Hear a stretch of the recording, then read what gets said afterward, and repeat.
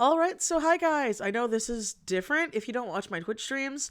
Also, new hair. Hi. I mean, by the time if you follow me on all my other social medias, you're gonna know that I dyed my hair recently, or if you watch my vlogs.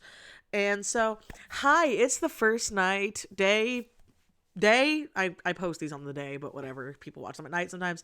It's the first day of Art-O-Ween, or whatever I'm gonna call this little collab 10 days before Halloween thing. So, a lot of you guys asked how I do my coloring. And so, this was originally going to be a collab with my friend, but my friend's work schedule got really busy. So, I don't know if she's going to get her and done in time, which is more than fine. Like, it's not a rush, life comes first.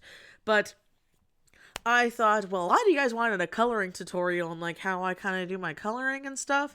And so I felt, okay, well, I'm not usually the best at that. I kind of suck at explaining it sometimes, but I think I figured it out, and I'm trying to use my brain to be smart about this. So, this is my normal little setup for when I do my live streams on Twitch, or when I do them on YouTube. I just don't do them a lot on here anymore.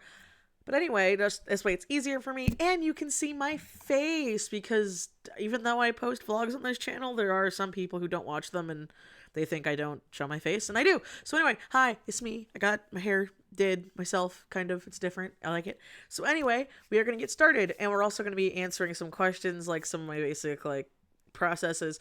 I am still going to be doing random time jumps throughout this video, because there's points where I'm going to explain something and then do the thing, because I'm not going to be able to talk until I get it all done. So let's get started with the first thing. The first thing is how I have my little formatting square here. Now, I have it this way for just aesthetically looking nicer when I do my Twitch streams and stuff, because I work on an iPad Pro, a 10.5-inch, I think. It's not a Gen 1, but the Apple Pencil's the Gen 1. I have the little boopy here. And, also, it came with this thing, and I was very dumb, and I didn't know for a very long time that this little thing the Apple Pencil came with is something. So, my desk is a mess. Be happy you don't see it. You put it on here. You put it on that. You get your little pen. And then I just bump the mic. And that way, it charges your pen faster than charging your iPad. And it doesn't take away the juice from the iPads. That's really, really helpful. So, let's first get my iPad up and running. I've answered this a bunch of times, but this way you guys will just know and it's easier. So, the program I use is called PowerSoft. And it's not sponsored by them. See, they even say, like, hey, you haven't... If I got it on screen right. No, go away. Yeah. I just want to make sure that I'm in view on OBS. Thank you. I was like, because you can use the free version, and obviously, see, if I was to record through PowerSoft, it would have a watermark, and I'm only limited to 3-minute recording, whatever, but you don't need to pay for that, because I don't have that much money, and so you don't need that at all, actually. You really don't, because then you get this little bop up, right? If you just press X, 'cause I used to think I had to pay to purchase it. So you do that, and then you go to your iPad, and then you go to screen mirroring. You'll have to there's another tutorial. Literally look up just how to screen mirror onto your thing. It'll give you that more complicated process. I did it a while ago, so I don't remember how to do it. But anyway, click it, and then watch. It's magical. It's magical what's about to happen right now. Ready? Whoa! Look at that. Now, again, though, if you did pay for PowerSoft, again, not sponsored, because I don't give them money, and they haven't given me money, then you can full screen it and record it through PowerSoft. But if you're cheap like me and don't have a lot of money, you can just use OBS and use a little screen like that. Only downside is, and I will show you what it normally looks like, it looks like this little ugly square. See, that's it. That's what you get if you can't do that. But there's nothing in the program that says that you can't just, use OBS or XSplit, that is free, and make a little overlay like I did, and then just record it directly that way, like I am doing right now. Save you guys some money, save you things here, and that's literally how I do it. So we're gonna go to Procreate, right? So I have my friend Anna's inks, and by the way, if you guys don't know, Anna is Empress Kaiju here on YouTube. She doesn't really use her YouTube much anymore. She might use it to upload sketchbook videos and a thing here and there, but she used to be Aerofix Dracona. We used to do the like Twisted Dracona podcast thing. We had like 2 episodes out. Wasn't that good, but a lot of people liked that. So just so you guys know, she's not gone. A lot of people think she's not gone. She's on Twitter, she's on Instagram, she's on DeviantArt, and she's on TikTok still. She just doesn't really make YouTube videos anymore. So I'm doing that for my friend, so you guys know. So she did do the sketch, and I did the inks. We got my little slorpy borpy inks on there. And now, first tip on how I color, because I have light sensitivity, okay?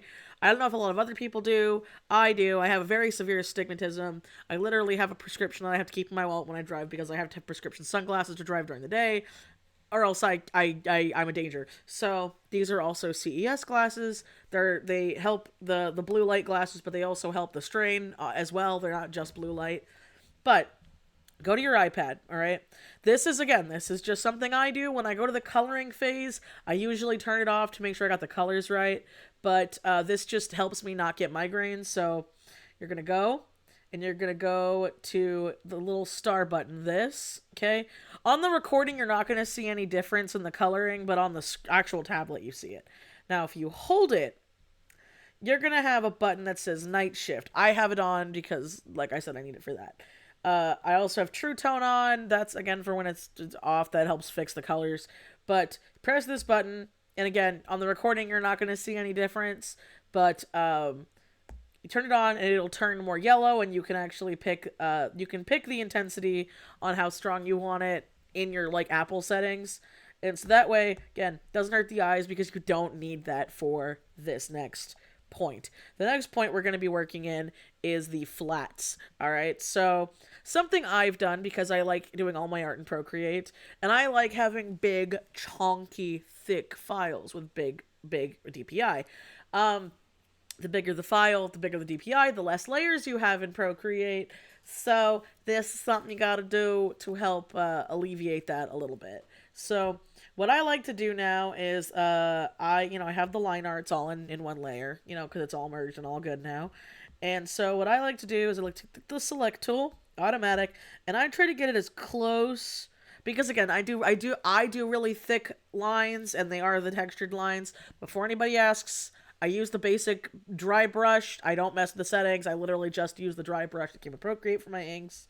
So we are going to want to get this as close to being selected on the inside as we can get. There we go. So that's good. So that way you have less pixels on the outside of your line art. So then once that's all done, do a double check like here. Make sure you got everything. Yada. No, because it's still. Oh, well. Yeah, that works. So we got our hair, we got all that. And now we're going to go to invert, right? Very easy, very simple. We're going to invert it. Now we're going to make a layer. And I like to, unless it's like a really, really complicated picture, I like to pick a random color for this. It genuinely does not matter for this part whatsoever. So for the sake of this video, let's pick a purple, because I like purple. So we're not going to fill that in. Very easy, very basic. Now that we've done this, we need to pick what the base color of that purple is going to be. Normally, my default is just the skin. The skin, that's what I usually keep the bottom one as. But I know some people that keep the skin as the top layer and the hair as the others. I like to have the skin at the bottom, the hair at the top. So we're going to do that, right? So now we're going to do, very easy, very simple. All right, we are going to now make a clipping layer. Click a new layer, clipping mask. I like doing a couple of these at a time, just so I can differentiate with what I'm going to do here. And then we are going to use this exact same shade of purple. Again, you don't have to. It's easier for me. But if you don't use the same shade and you want to see, because I've seen people who do color blocking, that is like eye bleeding, every other color is a shade. That technically works too for what we're going to do. But I like keeping it monochromatic just for myself. And again, the color at this point doesn't matter. This is for the flats. So I will go. I also usually, don't know why, this is just what I've done, I tend to go darker than to light. So I like going to the darkest shades and then going to the darks, going to lighter shades. But I've seen people go to light to dark, so it's whatever you want. So we're going to shoot for somewhere in the middle, right? Now, the thing is, too, that you need to know for this is you need to make sure it is a drastic enough difference. You don't want full black from here, from the purple that's selected, but you want it to be different enough because you're going to be selecting it later, and it's really important. So we'll go with that purple. Let's check how it looks in a new layer. Yeah, that's good. See the difference there? It's very much a drastic purple.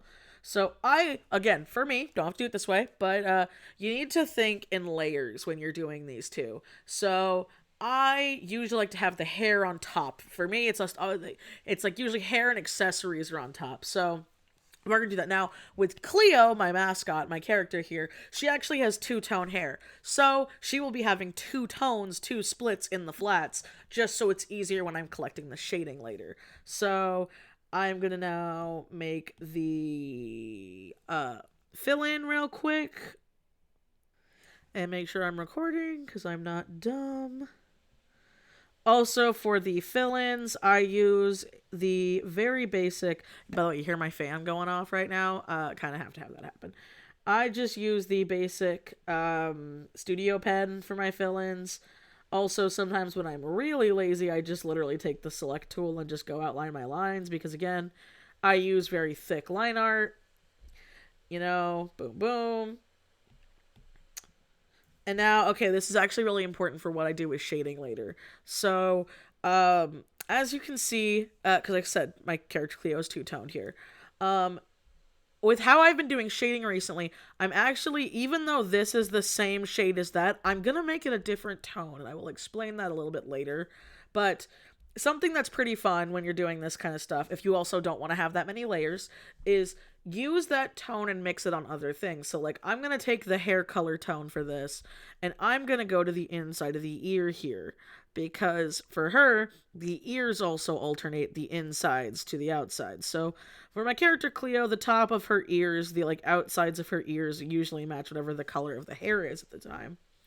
But because it's going to be flip-flopped, and the ear is also going to be different here, I'm not going to have it be the same shade. So we are going to go down to... You know what? Let's do the bow. Let's save some more time. Let's do the bow to prove what I'm talking about. So obviously this version of Cleo, the way Anna drew it, is very simple but detailed, so it's easier to do. But like if you are a person who has like a very complicated style, you do like a lot of accessories, a lot of doodads, a lot of extra jazzy jazz moments, which is fine, you know, to each his own, then doing this method, the one I'm doing now, is probably the best for you. If it's not, if your stuff's very much more simplistic, then just worry about color blocking. That's all you gotta do. But I like doing this because it makes it easier, and the best thing you want to do is make it so they're colors that are not too close touching. So that way it will be easier to select in the future. So now I am going to finish color blocking this, and I will get back to you guys on what it is so we can talk more about what I'll be doing next. All right, now as you can see, I just have my little color references here. This baby is flatted. So now let's get to the next part. So the next part, very easy, very simple. So we are now going to swipe right. My brain didn't want to think. You want to take two fingers and swipe right on your iPad. So you have them all selected in the sense that they are now locked. So now you're going to take one finger, not two, one. It's really important. And you just select them all. As you can see, I got them selected. Now we're going to group our flats together. Group. And then we are going to duplicate that group.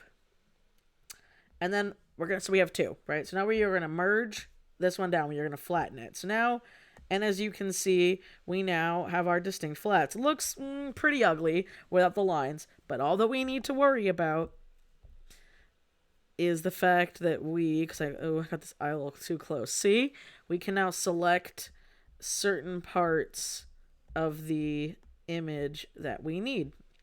Now, don't worry, you're almost never going to look at this while it's this way. But we're going to have the line art back on, and now with our grouped sections, we are going to color it. So now I'm going to color it and just have this colored, and then I will add why I did the breaking up of the variations in just a moment. So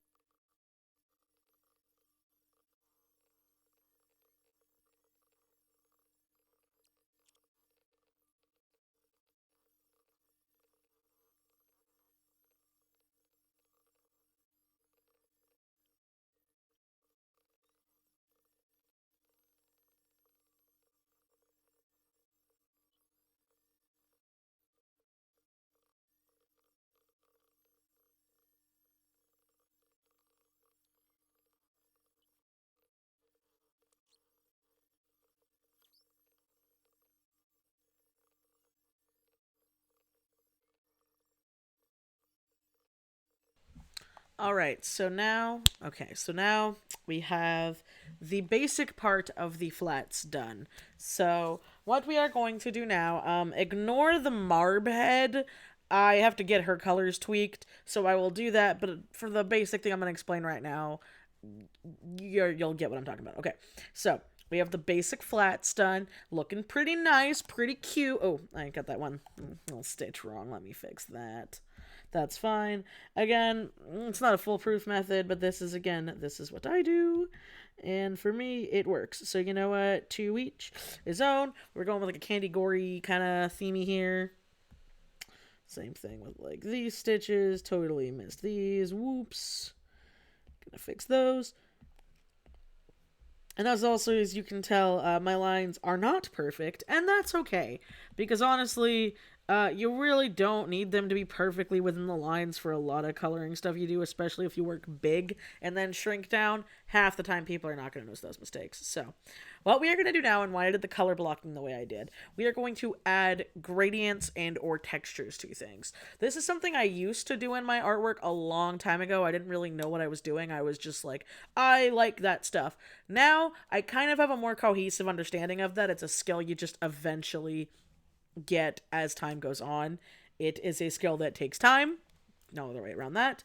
So what we're going to do now is we are going to take gradients. Now what I like to do for the gradients is I like to go for close to the same color or the opposite color. So because we're going with the greens here, I'm going to go with probably a more bluey tint for the green parts, and then for her browns, I'm going to keep the browns. So, and then for the rest of it, we're going to go with like oranges and reds to make it very like color poppy. So we are now going to go and remember how we had these little things in their own little layers and we did all that? Yeah, so what we're going to do is we're going to now make a new layer. We'll do the green one first just to point out what I'm talking about. And so I am going to want the color, the light source to be coming from. And obviously, if you have a trouble remembering where your light source is, I'm not always perfect. I like doing a little thing here and there just so I have a basic, like, all right, the light source is going to be coming from there. So we're going to have the gradients on this side then. So we're going to go with her green. I'm going to go with like a blue. We are going to go to the flats. And then we are going to just simply boop. We're going to boop that. And now we are going to go to that new layer we made above it. We are going to go to multiply. And then this varies on whatever mood I'm in. Sometimes I take an airbrush. Other times when I have things like this going on, I like doing different bounces of where the gradient would be because I have different sections in Cleo's hair. So we're going to do it like there. And then I'm going to just do a little boop here. And then we are now going to go to Gaussian blur or Gaussian blur, however you want to say it. I do that. Boop. And it doesn't look that different, but trust me, when the picture's all done, it will be. Now, to save time and make sure the gradient's all the same for the same green hue, I'm going to just do all the green parts right now. But because they're selected in the different layers, you can just do boopies. It's so amazing, isn't it? Wow, look at that. Look at that. It's miraculous. Why is this not selecting? Alright, now I am confused. What did I do wrong? This is what I've always done.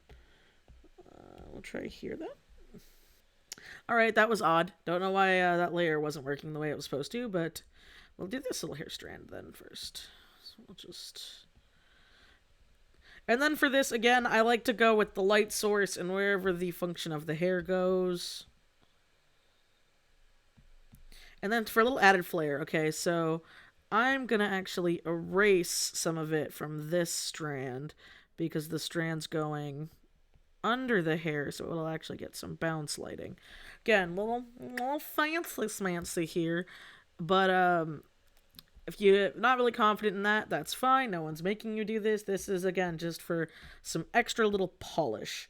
So now let's figure out why that one did not want me to work in that layer. Oh, I remember why now. Okay. No, I got it. I was a stoopy. I forgot the reason why it wasn't working was because this was on the other layer. So we're going to now clip, Boom. Yep, there we go. See, Michelle just did a little bit of a stoopy. Now, okay, because this braid, this part of her hair is now under her head, I'm going to also have some here. So it's going to be more of a darker shade. So we're going to go with that. And then same like before. Because this part's going to have some lighting, I'm going to clean up a little bit. Just a smidgy widge. There we go. And now we got that. Now let's do her ears. See, okay. Here's a good thing what I was talking about. I did not collect off the ears like I wanted to. So it's okay. We'll just do the freehand. Press add. And then I'm just going to do a little boop. There we go. And then we are going to go to the green is in this one. So we're going to go to this one. All right. Again, this is now under the hair, so I want to have it a little bit of the light there. And this one's in the ears, so I already have a little marked off section here, so I sort of know where to go. And then again, go with the Gaussian blur, just make it all fancy schmancy, and boom! There we go. Now we have those flats done for that portion. So you can start to see it coming together a little bit more. Let me do more on the face, so that way it'll pop out a little bit better, because usually in the hair you don't see it as much, but in clothes and the face you definitely notice it. So go to the bottom, go to multiply, and before anybody asks, no, this is just extra textures. This is not actually the shading portion. But according to the time it is, I might not be able to record the audio for the shading portion here, or if I do, it won't be in the webcam-y type of style because my husband will be coming home from work soon. So, and at the time of recording this, we're watching Squid Games, and I really want to watch Squid Games with my husband because I love him. So, all right, select that. Now we're going to do that, and then we're going to, again, go with the motions, but again, this is the face layer, so it's under everything. So we need to keep into account where everything is sitting on her face. So this is a lot darker, so it'll be fine. We'll do the Gaussian, blur it out, and then to make it kind of flow better, I will probably mess the multiply a little bit. Again, to each his own, to each his own. But 75. I need to now remember it's going to be 75 for when I work on the rest of these sections. So we're going to do the ear, and the inside of the ear, unless that's in the hair layer. Is that in the hair layer? It is in the hair layer, so I'm going to have to mess with that one later. So this one I know for sure is not, so we'll do it this way. And then... Yep. And I'm now going to continue this for the rest of the piece until I fix it and fix the marb head, and I will see you guys in the next part, which for you guys should just be like a cut, so yeah. Alright, so now I have to talk a little quieter. Sorry about that, guys. I'll try to up my pitch a bit in post. But yeah, so now the flats are done. I fixed the marb head, and stuff like that. So now we have the flats done, the basic little textures here and there. And honestly, if people wanted to commission me for like a flat picture in the future, this is something similar to what you would get, but I would color the line art and spiffy it up just a little bit more, make it a little bit more fancy now. But it really does add a lot of character to this, especially when I do the final shading part. And so I'm now going to just run through my shading, but I will show you guys what I use real quick. So now that we have all of our flats in our nice little layer, and we have our nice little thing selected here, so it's still, good to go. I like to do a run through, as you guys watched in the if you did notice in the quick sped up portion for the part where I had to speed through things for finishing the flats here. I had to fix a few things. Obviously, no method is 100% perfect, but for me, it works, and it's also just kind of part of how I work. If you don't care about fixing up those little mishaps, that's fine. That's good for you. But yeah, so now we are going to go into the shading part. And so for my shading brush, I get a new layer above the group, and now I pretty much know where everything is. And I tend to just have it be like this, so that way it's easier on my eyes, which, by the way, I don't know if I brought this up. I know I brought it up in a previous video a long time ago, but because, again, of my light sensitivity, I never, even with the filter on, I never do anything on a pure white layer anymore. I always have some, and honestly, for me, the color doesn't matter. I do tend to go to more of like a gray or a brown normally for me, but I've also been in moods where I've done it in blue, I've done it in pink, I've done it in purple, you know, just straight black and white, gray, whatever. It varies from person to person. Do whatever you want, but it really helps me. I've also heard like a very like light muted green is a really good way to go. But yeah, this way it's just not so harsh on my eyes. Same with when I make the inks black. I noticed that during the flatting phase here, where what ended up happening was my webcam is over here, but my recording's over here, so I'm like really bad about that. But anyway, so what I normally do is I like to ink it again, so it doesn't hurt my eyes. I ink it with a darker color of whatever the background color is, and then I turn it to black later. There was a period where I messed around with colored lines and I do stuff, and I still mess around them from time to time depending on the picture. But with a lot of my characters colors are very vibrant, and I like having like very strong like stark blacks and stark colors with it. But when I'm doing more of like a mood piece, or if I'm doing more of a pastel-y character, because again I've been commissioned to do them before, and I even have some, I do tend to do muted like lines. I don't tend to go with pure blacks, just to go with the overall mood of the piece. But again, to each his own, it varies. So I made the line art black, I did this, and now I have here this is kind of just my basic color palette down here. Let me see if I can move this so you can see it a little better. I guess not. Okay, well, this is the best you're gonna get. So for my basic color palette, honestly, there's no rhyme or reason for these colors. The only one I always default to for my shading is this one. It's this like orangey tint color. And then I use the dry ink brush and I just mess with the size. You don't have to use this color. I know my friend the Zodiac Lord Morgan, he uses like a peachy pink tone. And I have changed it up depending on the piece, because sometimes I'll have like a mood lighting or an idea in mind. But with my method, I just go to this and I fiddle with it later anyway. So this overall color doesn't matter, but I would recommend you not be like too saturated, obviously, unless that's the color style you're going for, where you're going like a very bright neon, like a bar-chan or like a crooked glasses kind of thing, where you want like eye bleeding neon. Then I would probably move it more towards this section. I do not believe in the whole never use true colors thing. I used to follow it. Follow your gut. If it's what you like, do what you like. But yeah, I shoot for this muted like middle tone, and then I just plop my shading on there. If you guys want to know how I know where shading and lighting is, I kind of do, and then other times I kind of BS it to see what looks good. So we're gonna do that now, because that part of my like coloring thing again has not changed. So we're gonna now speed up through that so we can get to the next part, the final part. Okay, all right, we are done. So, for my own style, sometimes I do highlights in other places, but in pictures like this, I only tend to do it on like a shiny or liquid surfaces for my style. No reason why. It's just something I like doing. And so what I like doing is I like having something that's the exact opposite. I usually go for a green or a blue on the thing, because I'm going to make it white anyway.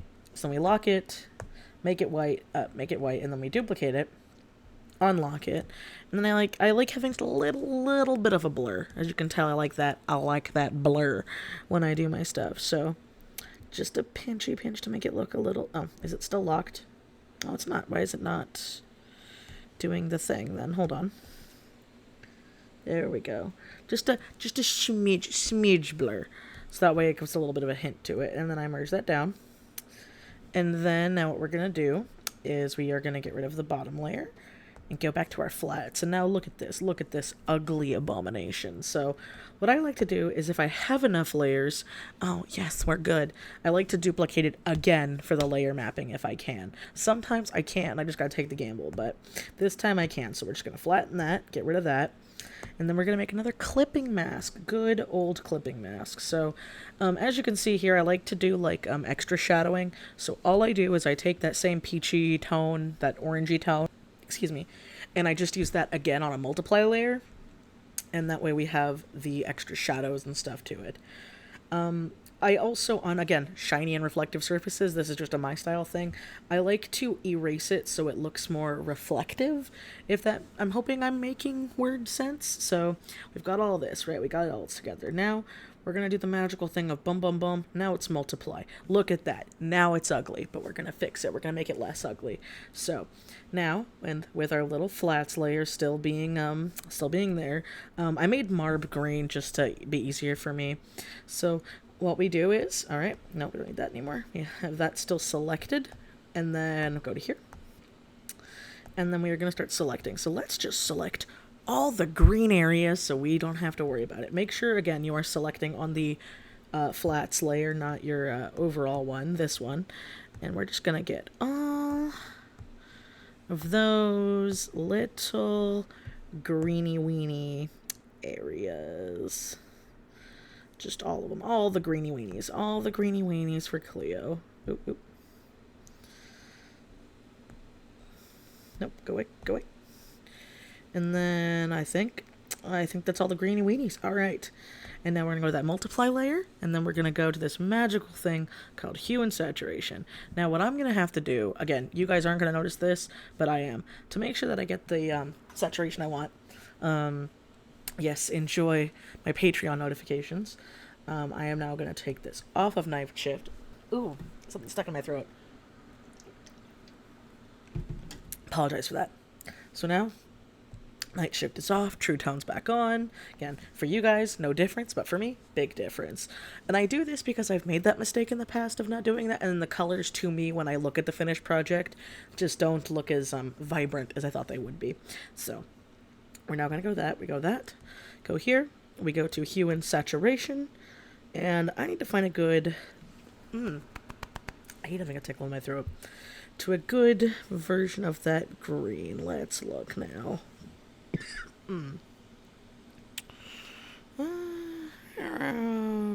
I do apologize again for the coughing. I am so sorry.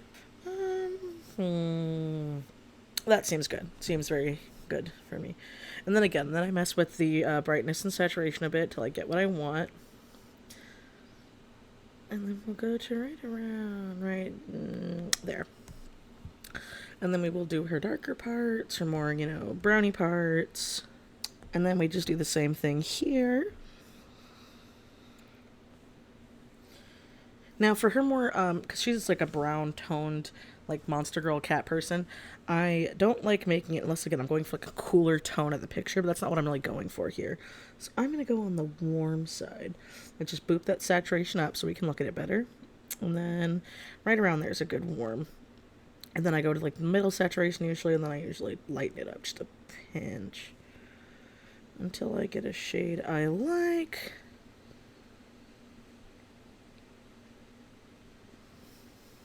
And that looks good. Now, let's do her yellows. Because the yellows are not the same as the oranges. So I also want to do this. There's a little bit of variation in between things. So I think that's all the yellows we have. Oh, no. Well, no, I can do that in the blade later, so that'll be fine. And then we're going to go here. Same thing. Now, when I mess with her eye and the yellows, I tend to have more of a pinky tone when I do it. Again, to each his own, whatever you feel looks good for your character. But I tend to like the pinks. But this time, I don't know, not so much. So I think I'm going to go more towards that. There we go. Again, all trial and error, all messing with, until it looks good. And I think, yeah, well, it looks good. So gotta now do the last little orange bits. And now that we have everything flatted, and it's easier just to color grab. Boom, boom, boom. And then, okay, so when I work with whites, this is just a fun fact for me. When I worked with whites, I almost never do, unless I'm working on a very monochromatic, like the character is supposed to be gray-toned character, I like adding a hue to it. So if you saw earlier, I used a little bit of that green to pop with the bottom at the top to go with the green, the rest that's in her color palette for this picture. It's something I learned over time. It's so you can have a color vomit character still look good. A lot of people just like, because again, like I said, earlier, people like color vomit. I like color vomit, but there is a tasteful way to do color vomit. You just need to, and that's the term I've always known it as. I know it's like an actual technical, like professional art term. I know I'm almost 30. I don't know what it is. Me and my friends call it the color vomit characters. So So you make it look good. You want to have a cohesive kind of color palette. You want to have at least a basic tone go across everything. And once we're all done, I'll show a quick cheat sheet out after how to fiddle with it afterwards. So we got all this, right? So we have that slight gray tone. So what I like doing when I have whites is I use either a cream or a very muted color of the variation of the color here. Because I went with that shading with the green, I'm going to use a green tone. So that way it puts it more together with the overall picture. So make sure you get it all in there. Oop, and I did an oopsie. Didn't realize that was a part of that. Alright. So now I think that is all. It is not. It is not all. Okay, I need to get more of them. Oop. Alright. The bone section, we'll save the bone for later. I haven't decided what color I want her bone to be. Because the bone's going to go with the teeth. I might go more with a blue than a green, because that's what I usually do teeth for. But who knows? We'll see. We'll see here. So now we are going to... first, I'm going to do that clipping mask too and overlay so I can look at that later. There we go. It's all nice and party. So now we're going to go here and we are going to do the same thing. Hue and saturation. And we're going to go find it to a green. And then what I like doing is making it a little bit muted and then make the brightness up. That way now the top has more of a green tint to it. Again, this is more for like a basic piece. Again, if we had a background and like a cohesive color I wanted to tie the whole thing together with, I would mess with that more. But we're not doing that for this character. This is just a basic how I color character. Because realistically, rarely, I don't really do a lot of background pieces. So, but when I do, I put that into the equation. But that's not why you're here. You're here for why I basically do color stuff when I do commissions and basic things like that. And this is how I do that. So hopefully this is helpful. Again, I'm not very good with tutorials, but I'm trying my best. Hopefully it's not too boring to listen to. So now to finish it off, we need to do Marb. So again, same rules as before. We'll go collect the parts that are that way. And then she is blue, so she's really going to pop here. So we're going to go with that. Saturation a bit. And also because this is supposed to be a little charm and not just like her head, that was the intention. That's something I'm going to keep in mind. So I'm going to do doot.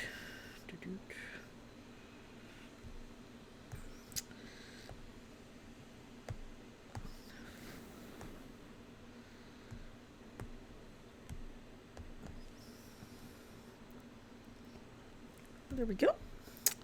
And now let's go with the teeth and the bones. So I've decided for this, we're going to just stick with a blue tone for Cleo's bones for this, Candy Gore themed picture. Okay, come on, Cleo. And again, no method is 100% perfect, so. Boop, boop, boop.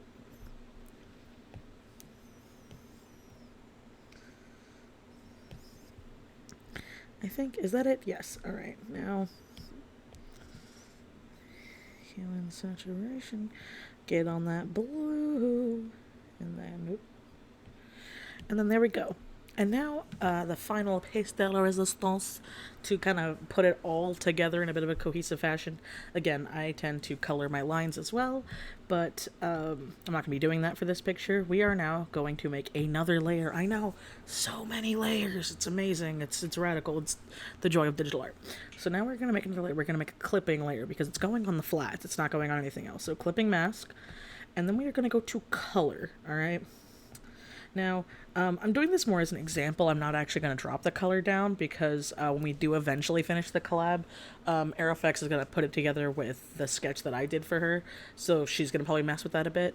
But let's say, we got a good decent like color palette cohesion here. But let's say we wanted it to blend together just a pinch more. Let's pick a color. Let's not that. Let's pick, let's just pick the orange that's here, right? We're going to go with that orange. And then we are now going to boop. And now you look at that and you're like, whoa, that's way too orange. And now all you do with the magic of layers, you take that and you just drop it down to 1, right? But now what you're going to do is you're going to make it do a little bit more, until like you're right around, I'd say here, this range. But as you can see now, the green's a warmer green, the teeth are a warmer teeth, the same with the colors. It's got a warmer tone to it now, even with the marb head. I don't know why the color layer in Procreate does that. I think it's the color layer in Photoshop too. I do not know how it works in Clip Studio Paint. I do not work in Clip Studio Paint. So if you're going to ask if it's going to work in Clip Studio Paint, I do not know. I cannot tell you. But that's what it does for add the cohesion, and then boom, boom, boom. Your character is now colored and done. Obviously, like I said, I tend to color up line arts and stuff, but that's, again, not changed since my last one. So yeah, I hope this helped you guys. I hope I was doing kind of okay with my first time trying to do this more in like a real-time thing. Please let me know. I'm open for critiques when it comes to the video processing section. But yeah, I hope you guys enjoyed. Thank you earlier for my Patreon patrons. You guys made this possible, and I love you all so much. If you guys would like, please follow my other social medias and my Linktree link down below. I also stream on Twitch, and I will be streaming during this, I was going to say Artmas. It's not Artmas, it's Art-O-Ween. So you will be, since this is the first day, I will be seeing you guys tomorrow, because we are going to be having one art video every day up until Halloween, or Samhain. Or what? No, I called it Samhain. Oh, I hate social media. Samhain. My other witches are going to be so upset with me. I've been watching the Sabrina show. Samhain. Anyway, let's enjoy the spooky, scary season. And yeah, I'll see you guys tomorrow. Bye-bye.